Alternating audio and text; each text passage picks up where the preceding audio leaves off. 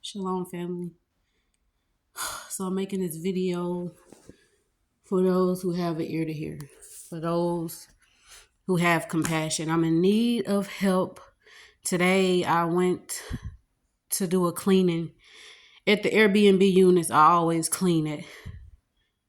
And excuse me, I'm breathing hard because I had me a little crash out moment. But I went to go clean at the Airbnb unit and I parked in the parking lot of the building where I have always parked. I ain't never had no problems. I ain't never had no troubles parking where I always park because the parking lot is for the building. The manager saw me park there. Like I said, there's never been a problem. So I go in, I clean today. I wasn't even there more than 3 hours. I come out, me and my son, and my vehicle is gone. So I'm looking around. I'm like, where is my vehicle? So the only thing I could think about was it being towed. So I contact my client to let her know my vehicle was towed from, the property where I clean the Airbnb unit. So she's trying to get in touch with the property management, but they're closed because it's Sunday. So I called the tow company and asked them, did they pick up my truck?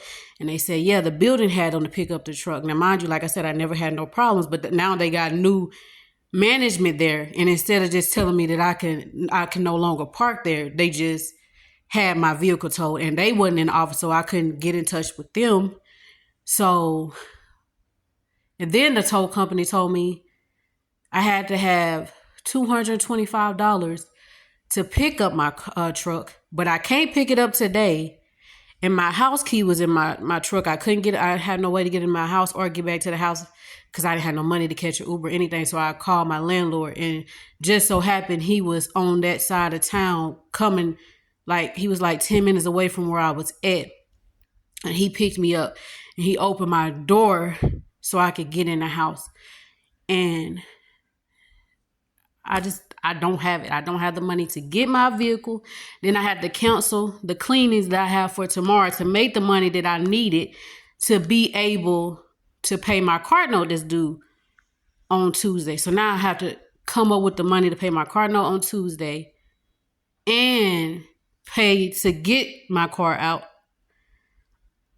But the more it stays in there, it charges. So I don't have the money to do that because now I can't even work. I can't work to get the money. I'm just frustrated. It has been a lot behind the scenes. And today I just told the Father, I just don't know. I'm tired.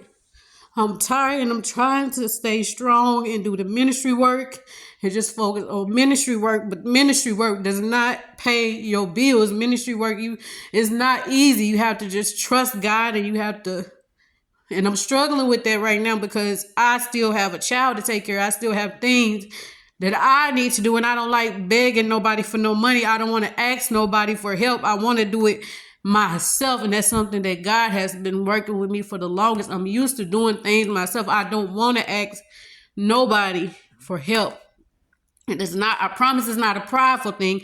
It's just I know that other people need their money, so I don't want to take from nobody else. I always been a giver, but when it's time for me when I'm going through stuff, I never can find the help that I need. And I'm not talking about just money. I'm talking about when I'm going through something and I need somebody to pray for me. I need somebody to fast. I don't have that.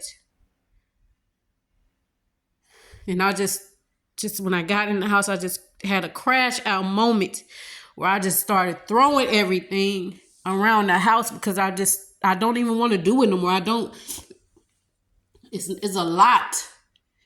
It's a lot. When God requires a lot from you, it's a lot, in trust in the process, but it's still knowing that even through your trials and even through your tests and even through your tribulation, it's still for your good. So I'm going to have my moments. I'm going to crash out. I'm going to cry out. I'm going to do whatever it is, but still in the back of my mind, I'm still going to know that everything that happens is still for my good. Even though it's bad, even though it's challenging, even though it's horrible, is still for my good. It's a lot going on right now. Just dealing with the death of a family member, praying for my family that they be strong. just lost my aunt, and I'm praying for her children and her grandchildren and her siblings, especially the ones who was the closest to her. And then this is attack after attack to try to get me to stop. And it just feels like right now in this moment, I could really use prayer. I could really use prayer because it feels like it's working. I just want to shut it all down. I don't want to talk anymore. I don't want to do anything. And I know that's what the enemy wants. But I just feel like giving up. I do. I don't want to do it anymore. I don't. But I'm trying to keep pressing. I'm trying to keep going. I was in the middle of preparing for the fast. This next fast that we have coming up on Tuesday. I didn't even want to do that anymore, but this is just me venting out loud because you don't know what it looks like behind closed doors for those who are doing ministry work, those who God has put in a position to minister and to his children. It's not easy.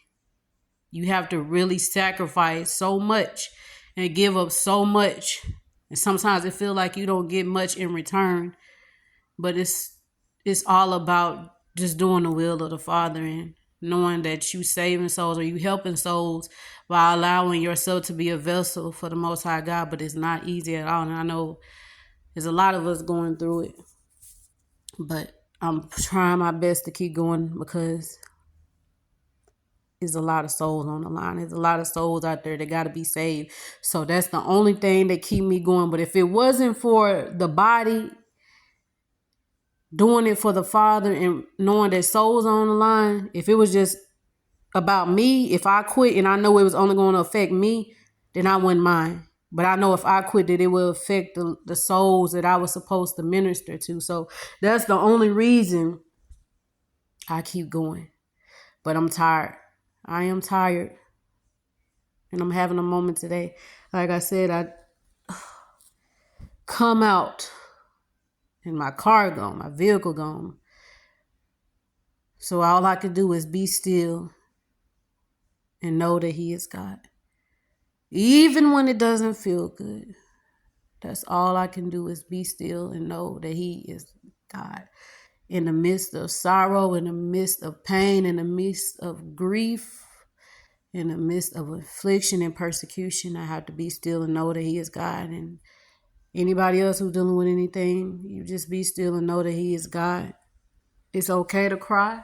Don't allow nobody to make you feel like it's not as okay to get the help that you need. It's okay to start over. It's okay to feel the way you feel. Just don't allow it to overpower you. Don't allow it to cause you to give up. Don't allow it to cause you to quit. And as I'm encouraging you, I'm encouraging myself because like I said, when I'm going through it behind closed doors, I'm going through it alone. So I pray for y'all strength and y'all pray for me as well, but only if God places on your heart, your spirit, if you could help, it would be a blessing. And if not, may his will be done. But keep me in your prayers that I keep going and that I don't quit. But shalom.